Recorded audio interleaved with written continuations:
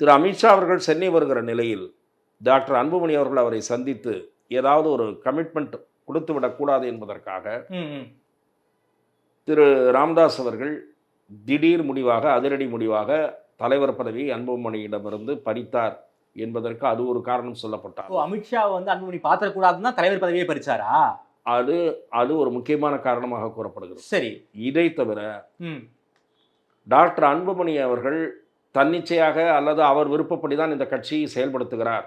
Doctor senior டாக்டரை கலந்தாலோசிப்பதில்லை, கட்சி நிர்வாகிகளை கூட என்னிடம் வந்து எதுவாக இருந்தாலும் பேசுங்கள் என்று சொல்லுகிறார் என்பது டாக்டர் ராமதாஸ் அவர்களுக்கு ஆழ்ந்த மன வருத்தத்தை ஏற்படுத்தி இருப்பதாக நான் கேள்விப்படுகிறேன்.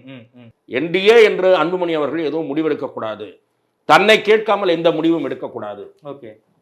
அதைத்தான் அவர் வந்து சென்ற முறை சொன்னார். முகுந்தனுடைய நியமனத்தை அறிவிக்கிற போது அன்புமணி அவர்களுக்கு அவருக்கு என்ன அனுபவம் இருக்கிறது என்று கேட்டார்.